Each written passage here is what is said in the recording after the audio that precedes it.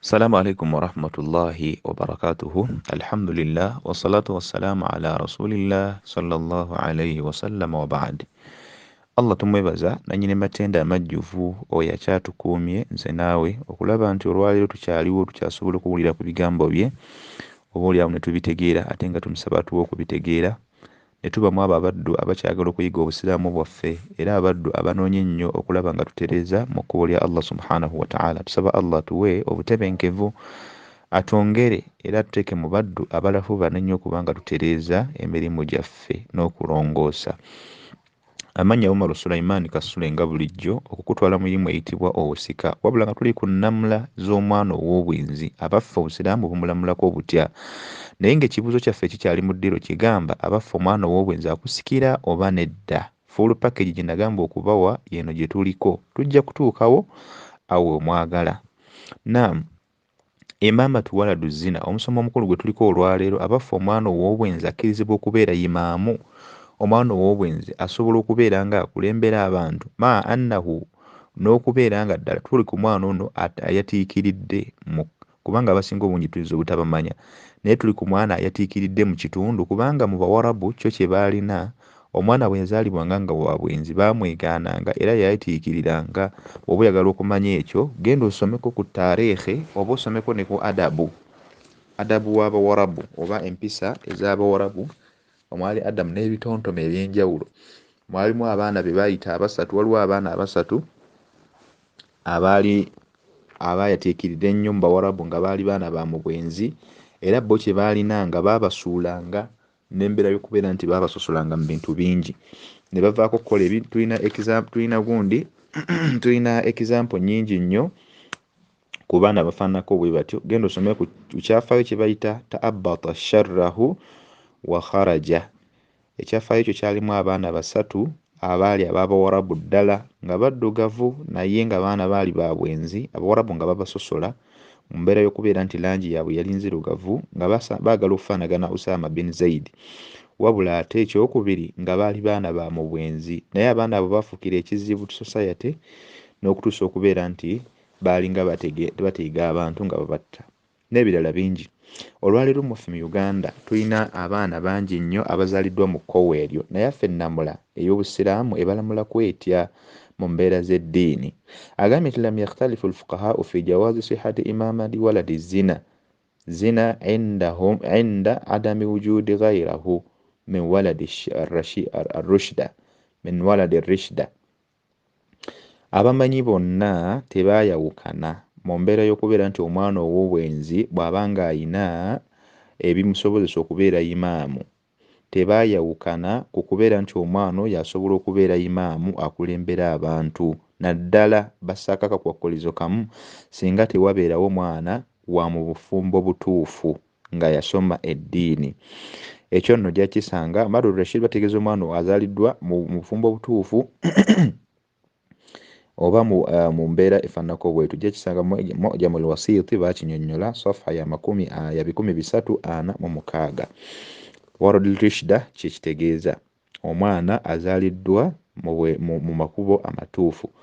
Walakinnahum ikhtalafu fi imamatihi ma'a wujudi waladi ar-rushda ala 3 aqwal. Naye wabula abamanyi baali mu okukkaanya amakulu baayawukana mu ntegeera, baayawukana mu ndaba y'ebintu. Ebbanga lye wamala nga waliwo omwana azaaliddwa mu bufumbo obutuufu nga bonna omwana ow'obwenzi naye nga bonna bamanya eddiini. Abaffe tukulembezaani? Abamanyi baayawukana ebigambo bisatu oba endaba ssatu mu kigambo ekyo. Alqawlu al-awwal, embeera esooka oba endaba esooka, jawaazi wahuwa qawlu al-jawaazi, kye kigambo ekikkiriza. Agambye nti taqulu tajuuzu imamatuhu mutlaqan duuna karaha.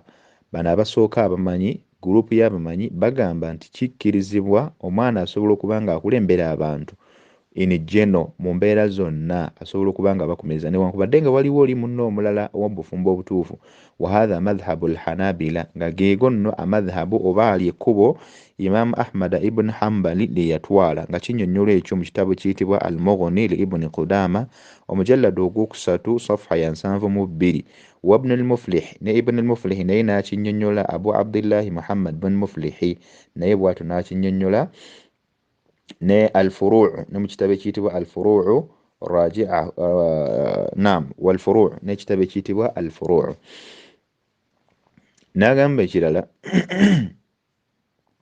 wadhalika idha kana marudiyan, singa babeera bakkiriziddwa, abantu bakkiriza ne bamuwa obwayimaamu. Idha kana marudiya, singa omwana aba akkiriziddwa aweereddwa obwayimaamu olw'okusiima kw'abantu b'ekitundu newankubadde nga mwana wa bwenzi, tawaffarat fiihi sifaati ahliyati al-imaama, naddala singa omwana oyo yaba alina ebitendo bye tumanyi ebyabayimaamu bye bateekwa okuba nabyo, ng'okubanga amanyi eddiini, wa mpisa, mukulu, amanyi okusoma ekitabo kya Allah, hadithi za nnabbi azigoberera oba sunna za nnabbi azissa mu nkola.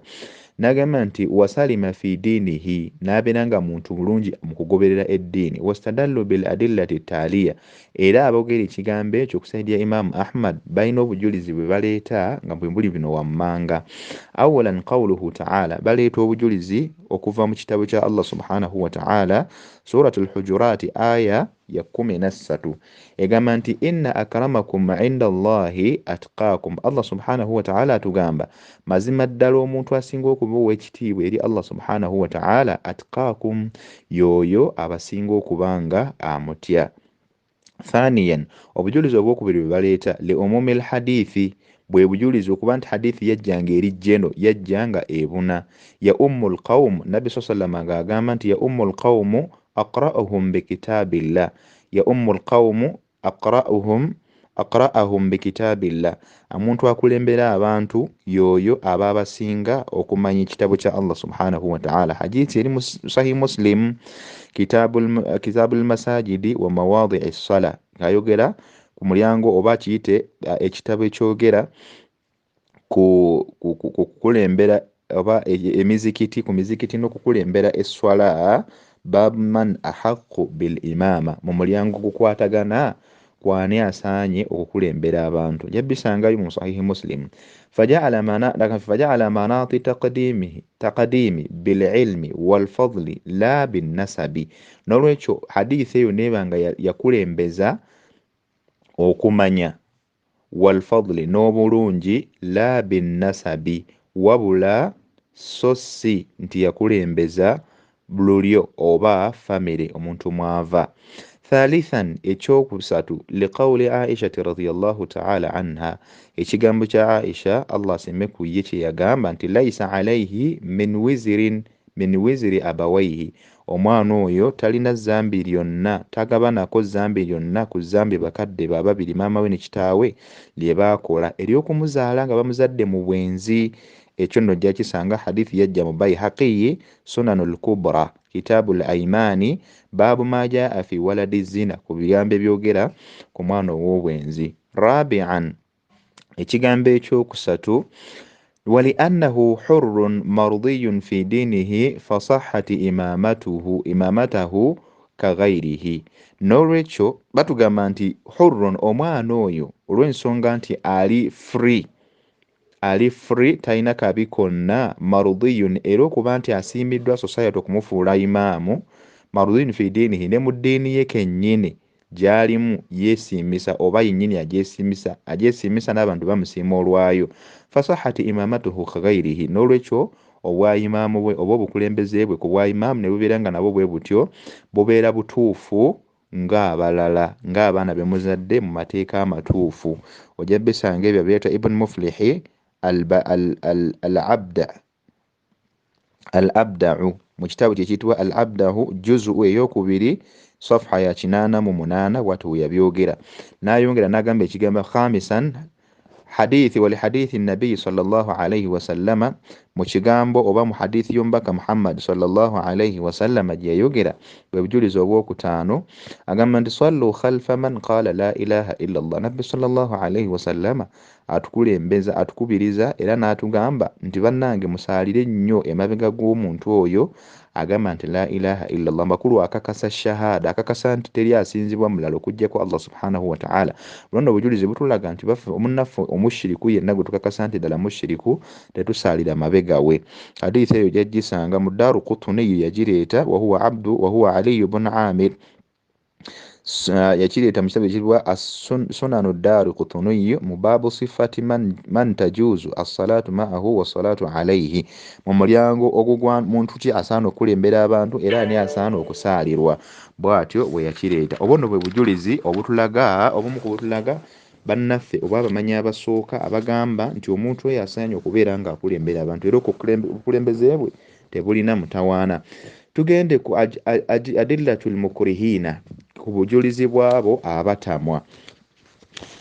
Bwe bujulizi obwokubiri, endaba ey'okubiri ey'abamanyi bagamba nti tajuzu imamatu waladu zina ma al karaha. Bo bagamba nti omwana ow'obwenzi akkirizibwa okulembera abantu mu swala ma al karaha wamu n'okutamwa obukulembeze bwe. Wa hadha madhhabu al hanafiya, obunno nga yendaba ku saidi ya Imam Abu Hanifa ng'ekyo nno gyakisanga mu kitabo kya Imam al-Kasani Bada'i as-Sana'i ekiyitibwa Bada'i as-Sana'i omujalladu ogusooka safha ya 157 wa nidham al-fatawa al-hindiya ojakisanga era ne mu kitabo ekiyitibwa nidham al-fatawa al-hindiya mujalladu ogusooka safha ya 94 bwe batyo bwe boogera. N'agamba nti wa ba'dhu shawafi'iyya, n'abamu ku bagoberezi ba Imam Shafi'i nabo balina endaba era yeeyo, emu ku ndaba yaabwe era yeeyo, balina endaba makulu bbiri. Yegambe nti an-Nawawi nga kyaleetebwa Imaamu an-Nawawi al-Majmu' mu kitabo ekiyitibwa al-Majmu' mujalladu ogwokuna safha ya 181 wa Sharbini n'omumanyi ayitibwa Ash-Sharbini mu kitabo ekiyitibwa al-Mughni al-Muhtaj omujalladu ogusooka safha ya 369 naye bw'atyo yakitamwa mu kitabo kye. Wagambye wastadallu bima yaati, ne bakozesa obujulizi buno owammanga. Bano n'abamanyi abatamwa obukulembeze bw'omwana yenna abayendeddwa omwende okubanga akulembera abantu mu swala baleeta obujulizi bwabwe nga bagamba awalan li anna mabna ada'i salati ala al-ilmi, kubanga mazima ddala esswala yonna ezimbiddwa ku kumanya. Wal ghalibu ala waladi zina, n'ekisingibwa kumanyikibwa ni jeno ku mwana ow'obwenzi, ekibuna ku mwana ow'obwenzi ekisinza okumanyikibwako al-jahal bwe butamanya lifaqdihi man yu'addibuhu wa yu'allimuhu ma'alima ash-shari'a, olw'okuba nti omwana ono akula nga talina ani amuyigiriza amutendeka kumuyigiriza mpisa n'ebikwatagana ku ddiini mu mateeka gaayo. Ebyo nno bigambo jjabbiraba byajja Imam al-Kasani fi Bada'i as-Sana'i mu kitabo kiyitibwa Bada'i as-Sana'i omujalladu ogusooka safha ya 157 yakireeta.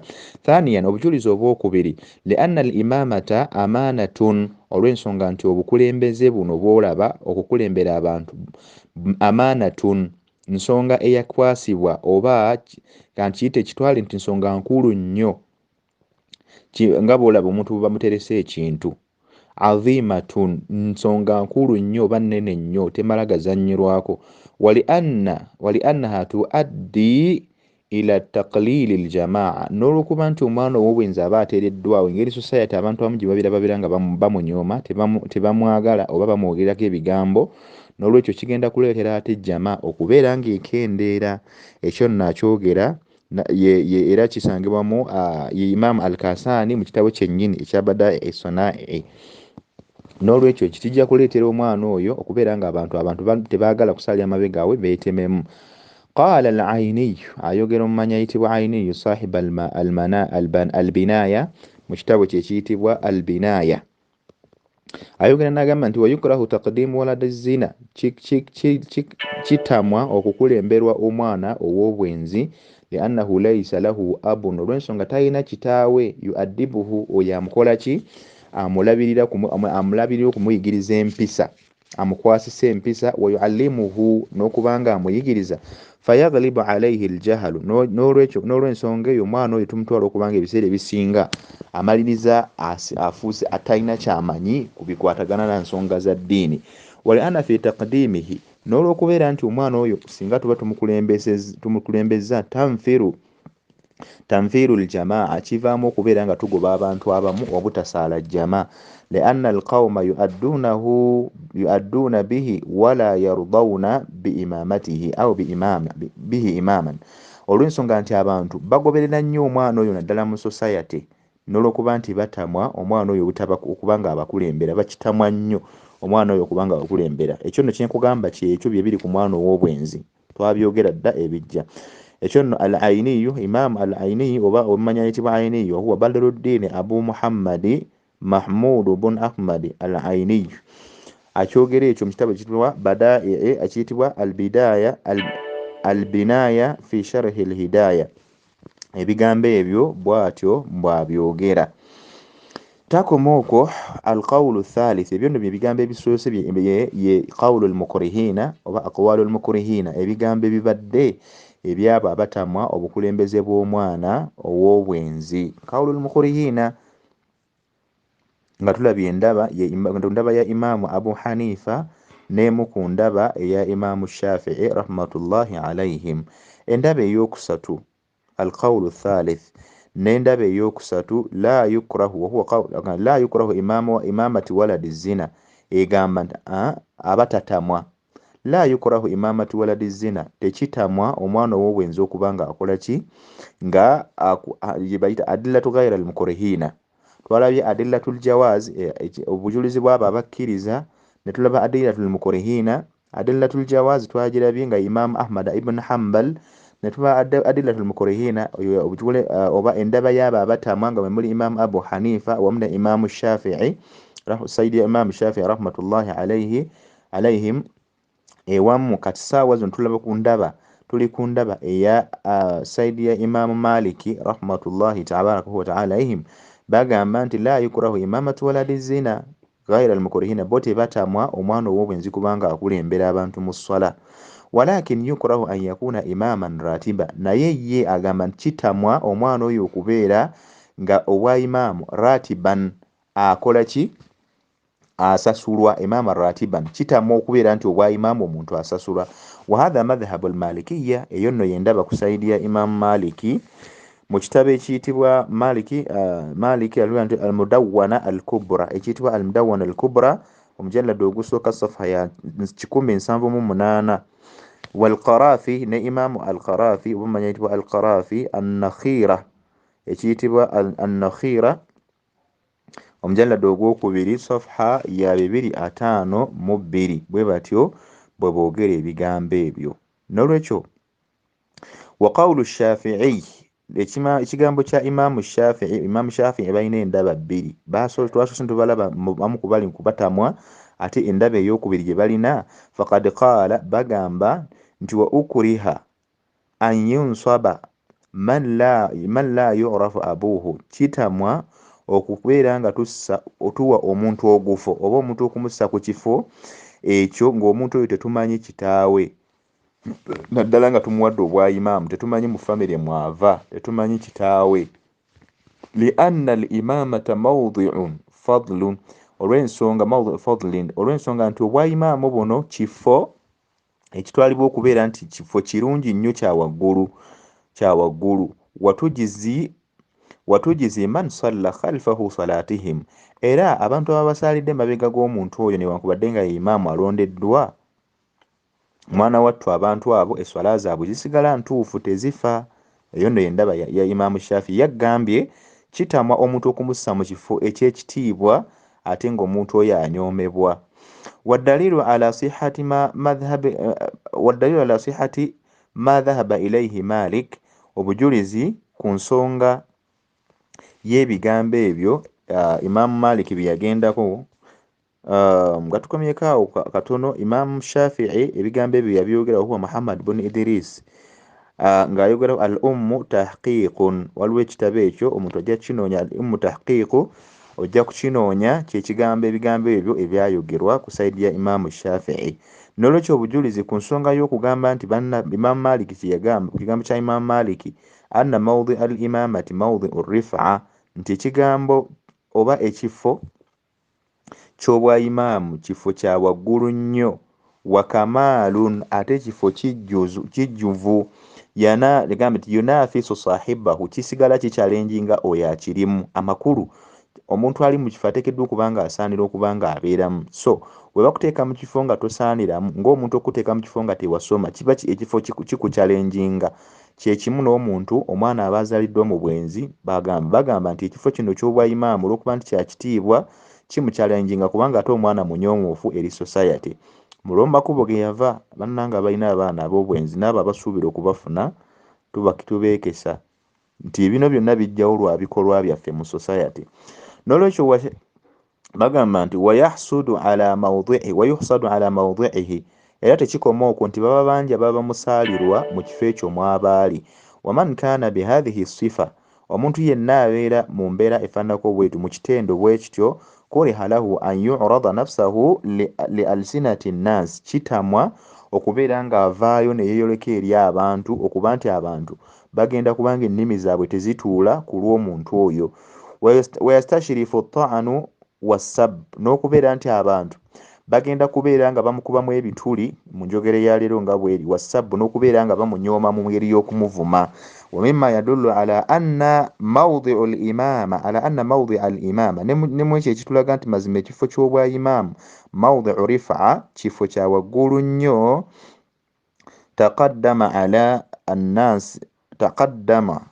taqaddama annaasu fi ahammi amri ddiini wa ajalli ibadati almuslimina, ekifo ekyo kya waggulu nnyo okusinga ku bigambo by'abantu bye boogera, naddala mu nsonga eziyitibwa eddiini, mu nsonga z'eddiini, wa ajalli ibadati almuslimina, n'ekitiibwa kya ibaada abantu ze bakola. Wa hiya mimma yalzamuhu alkhulafaa'u wa taqumu bihi al-umara, kyekyo nno nga kyekikakasa ku bantu be bayita bakhulafa, abasigire ababa basigiddwa ensonga, wataqumu bihi al-umara, n'abakulembeze abalala ababeera balondeddwa. Wal imamatu mawdi'u sharaf, obukulembeze bw'obwayimaamu kifo kya kitiibwa nnyo, wa rifa, era kya waggulu, wa uluwu manzila, era kifo kisigala kya waggulu mu mbeera yaakyo. Fayukrahu an yaquuma lidhalika man fihi shay'un min an-niqas, n'olwekyo kitamwa omuntu yenna alimu obukendeevu okubeera ng'akibeeramu, warradhiila, n'obunyoomoovu. Tukirabye Albaaji, ekyo nabinyola Albaaji Sulaiman bun Khalafi bun Saadi bun Abulbaaji agamba akinyonnyola ekyo mu kitabu kye kitibwa Al-Muntaqa Sharhu Muwatta Maliki. Al-Muntaqa Sharhu Muwatta Maliki, mu kitabu ekyo muyannyola hadithi za Imaamu Maliki. Bannange ensonga eyo mugiraba tugikaatiriza, wadde gwe olaba nti omwana oyo taba na kantu konna, naye ekisigala mu mitima gy'abantu abamu, naddala abayivu abagoberera amadhhabu ag'enjawulo, okunyoomebwa tekigenda kuggwaawo. N'olwekyo mu mbeera y'okubeera nti okunyoomebwa bwe tekubeerawo, kisingako ekirungi kwe kubeera nti twewala okuzaala abaana mu bwenzi, n'obwenzi bwennyini tubwewala era tubwekese. N'olwekyo baada istighraadi aqwaali al-fuqahaa'i, oluvannyuma lw'okulaba n'okwekennenya enjogera n'endaba z'abamanyi ab'enjawulo, adillatihim, n'obujulizi bwe baleese, amiru wallahu a'lam, musannifu al-kitaabu, wabula ate nga nange ye ndaba yange yeemu yennyini ku nsonga eyo, nga Allah subhanahu wa ta'ala ye mubeezi waffe kuba yasinga okumanya. Ila al-qawli al-awwal, ku kigambo ekyasookedde ddala ekyaba asookedde nga kye kigambo kya Imaamu Ahmad ibn Hanbal nga bwe twakirabye, wa huwa qawlu jawaazi, nga kye kigambo ky'okukkiriza imaamati waladi zina, ekyobukulembeze bw'omwana ow'obwenzi tikikkirizibwa, tekirina mutawaana n'okusingira ddala. So tekitamwa duna karaha, tekitamwa n'okusingira ddala idha tawaffarati fihi sifaati al-ahliyati al-imaama, naddala ng'omwana oyo ayina ebisaanyizo by'abayimaamu, ng'okubanga muyivu, ayina empisa, agoberera sunna, yeeyisa mu nneeyisa ey'ekintu ekikulu mu mbeera zonna amakulu mu society ng'akakasibwa ng'omukulembeze bwe yalibadde. Wadhalika nga ne ku nsonga eyo olw'obujulizi buno wammanga. liquwati adillati alqawlu alawwal olw'okuba nti obujulizi obwasoose oba ekigambo endaba eyasoose ey'abamanyi abasoose balina obujulizi obuki obulina obw'amaanyi. Ekyokubiri tawalli almanasibi la yashtaritu linnasabi, omuntu okufuna ekifo tekiriiko kalombolombo nti alina kubanga olulyo lwe tulumanyi obanga lutuufu. Wannasabu innama al aslu fihi annahu litaarufu la litafadul, kubanga olulyo luno lwolaba innama litaarufu kumanyika bumanyisi, muntu kubeera nga amanyikiddwa nti ava wano ava mu bagundi, la litafadul, so si kubanga muntu amanyi, so si kuba nti muntu limuweesa kitiibwa kuba nti yasinga okuba waggulu olwokubanga wa kika kya gundi. Thalithan, ekyokusatu adillatul qawlu thani, ekigambo ky'abantu oba obujulizi bw'ab'ekigambo ekyokubiri ekyabadde batamwa ye Imam Abu Hanifa n'abamu ku Shawafi'iyya babadde bagamba nti la takhulu min almu'aradati min wujuhi, amakulu obujulizi bwe baleese la takhulu min almu'arada bwo bwennyini bwabadde bwekubagana, bulimu okukubagana, tebusobola kubanga buvaamu amakulu tebubulamu kukubagana mu mbeera ezimu. So ekisookera ddala nti qawluhum, okubeera nga bagambye liyaghliba alayhi aljahal, omwana oyo ebiseera ebisinga atwalibwa okuba nti talina kyamanyi, liannahu laysa lahu abu, olw'ensonga nti talina mwana, yankusu bilyatiimi alladhi laysa lahu abun, kiba kya bukendeevu kubanga ate bw'okigeza ku mwana abeera kitaawe ng'afudde ng'akyali muto, alyatiimu aba akuze talina taata. Agambye nti laysa lahu abu yuallimu, aba naye talina taata abamuyigiriza, wala khilaafa fi imamatihi, ate ye tewaliiwo njawukana mu bukulembeze bwe kuba nti afuliddwa imaamu. Tolaba nti omwana ono ow'obwenzi atalina taata mu mbeera ze afaanaganyeemuuko n'omwana oli kitaawe afudde nga muto nga talina naye amulabirira. Enjawulo eri emu mu nnamula nti ono mwana wa bwenzi oli mwana afiiriddwako kitaawe, naye baba bakulidde mu mbeera y'emu. Obwo obukendeevu obuli mu kigambo ekyo ekyabayogedde ku sayidi ya Imaamu Abu Hanifa ne Imaamu Shafi'i. Endaba ey'okubiri, amma qawlihim, naye ate ekigambo kyabwe kye baagambye ekyo mu mbeera eyo nti imamatahu tuaddi ila taqlili wa tanfiri aljamaa, ti obukulembeze bwe buleetera abantu okudduka mu mizikiti n'okubeera nga jjama zikendeera mu bantu abaali badde basaala. Fa innama yakunu dhalika mimman kaana fiihi aibun, ekyo nno kibeera ku muntu aba alina akamogo gwe tumanyi mu society, oba mushiriku oba mu mbeera ezifaanako bwetyo, oba akola tatya kwebagala mazambi, fi dhaatihi ye kennyini mu bubwe, au fi'ilihi oba ebikolwa by'aba akoze ng'omuntu, la mimman kaana al-aibu min fi'ili abihi, so si ku muntu akamogo akabadde ku bakadde be nti ate tukasitule butereevu tukamuzzeeko. Abantu mukiina ekyo bangi. Mukadde w'omuntu ayinza okuba nga yavuddeko emberebezi, omwana n'aba mulongoofu, naye ate ne muddira omwana ne mumutikka ekibi eky'abakadde be. Thumma law kanat imamati man zana abuhu tanfira lakanat imamati man kafara abuhu ashaddu tanfira, singa tugamba nti omuntu bakadde bye baba nga bamwenda bwenzi nti ekyo kigoba abantu mu mizikiti, olwo nno ate oli gwe tumanyi obulungi nti bakadde be baali bakafiiri, kyalibadde ate kyekisinga okubeera nti gwe walibadde tudduka obwayimaamu bw'okuba nga atukulembera, kubanga obukafiiri ate kinene nnyo n'okusinga obwenzi. Obwenzi omuntu yasigala musiraamu, naye ate obukafiiri omuntu taba musiraamu. Omwenzi tusuubira nti oba oli awo Allah inshaa bw'anaaba ayagadde yaghfir lahu, ajja kumusonyiwa, wa inshaa adhaba, bw'anaaba ayagadde ajja kumubonereza. Naye ate omuntu aliba nga afudde mukafiiri, wa huwa alladhi la yantiqu bishahada, omuntu atalina shahada, ye tewali kubuusabuusa kuba nti wakuyingira mu muliro. N'agamba nti walam yaqul bidhalika ahadun, naye tewali ekyo mumanyi yenna yakyogerako. Falaw nafira ahadun min waladi zina, omuntu yenna singa bukeesa enkya n'agamba nti omwana ow'obwenzi tankulembera, as-salih, ate ng'omwana tumulaba nti mulongoofu, fala yakunu dhalika an-nufuru mu'tabaru shar'an, okudduka kwo kw'oduddusa omwana ow'obwenzi tekusobola kutwalibwa mu mateeka g'eddiini, tekuba tetukubala nga kintu ekiri awo oba kirimu amakulu. Rabi'an, ensonga ey'okuna, amakulu tukuwa obujulizi obusemba nti omwana ow'obwenzi mu mbeera y'okunaakashwa adilla z'abamanyi ze babadde baleeta. omwana ow'obwenzi ono asigala mwana akkirizibwa okubeera nga akola ki akulembera abantu. Agambye nti yuraddu ala dalili lqawli thalith, okuzzaayo enjogera y'abaleese obujulizi obwokusatu bwe bwa Imaamu Maliki rahmatullahi alaihim bwe yagambye nti tekikkirizibwa omwana yakkiriza naye n'agamba nti kitamwa okubeera ng'afuna ki omusaala. Wa huwa anna al imamata mawdi'u fadlin, obwa imaamu buno kifo kya kitiibwa, wa rif'atan era ekyawaggulu. Fayukrahu taqdimu waladi zina, kyekigambo kye bagambye nti kyo kitamwa omwana ow'obwenzi okubeera nga akikola ki akibeeramu. Bi an yakuna al imama mawdi'u fadlin wa rif'atan, olw'okuba nti obwa imaamu kifo kya kitiibwa era ekyawaggulu. La yatanafi ma kawni al imami waladi zina, tekisobola kugaana, kisobola kukkirizibwa mu kubeera nti mwana ow'obwenzi abeera ki abeera imaamu.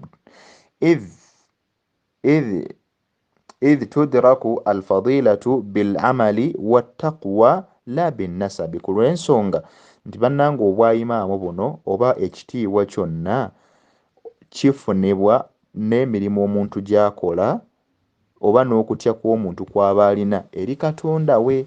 La binnasabi, wabula tekitunuulibwa ku kutya oba muntu kubeera ku luli omuntu mwava oba famire muntu mwava. Kyova olaba nti abamu ojja kusanga abantu abava mu famire zimuga nti za bitiibwa nga abamu babeera basirusiru, babeera awo bye boogera tebirina makulu.